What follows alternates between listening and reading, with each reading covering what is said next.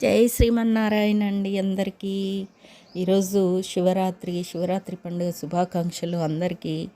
ఈ శివరాత్రి అంటే ఏంది? శివుని గురించి మనం ఈరోజు కొన్ని విషయాలు తెలుసుకుందాం. మహాశివరాత్రి అనేది హిందూ పండుగల్లో అత్యంత పవిత్రమైనది. శివుడు పార్వతీదేవిల కళ్యాణం జరిగిన రోజుగా, అలాగే శివుడు ఆనంద తాండవం చేసిన రోజుగా దీన్ని జరుపుకుంటారు. ఈ పండుగ గురించి కొన్ని ముఖ్యమైన విశేషాలు ఇక్కడ ఉన్నాయి. ముఖ్యమైన విశేషాలు: సమయం ప్రతి సంవత్సరం మాఘమాసంలోని బహుళపక్ష చతుర్దశి తేదీ నాడు మహాశివరాత్రి వస్తుంది. పురాణాల ప్రకారం శివుడు పార్వతిని వివాహం చేసుకున్న రోజు ఇదే. ఇది పురుష శివుడు, ప్రకృతి అంటే పార్వతి శక్తుల కలయికకు ప్రతీకమైనటువంటిది. శివుడు అనంతమైన జ్యోతిర్లింగ రూపంలో ఉద్భవించిన రోజు కూడా ఇదేనని నమ్ముతారు.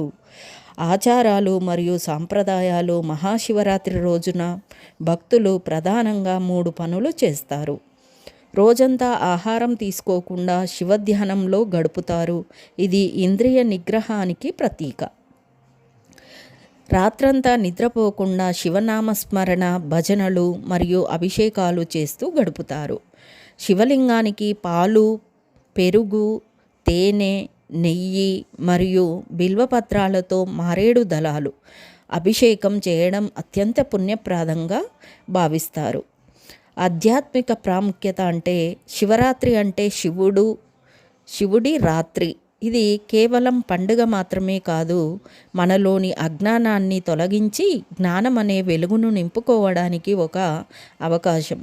రాత్రంతా మేల్కొని ఉండడం అంటే మనలోని చైతన్యాన్ని అప్రమత్తం చేసుకోవడమేనని అర్థం.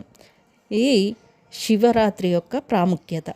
దీనిలో ఏమైనా తప్పులు ఉంటే మన్నించగలరు.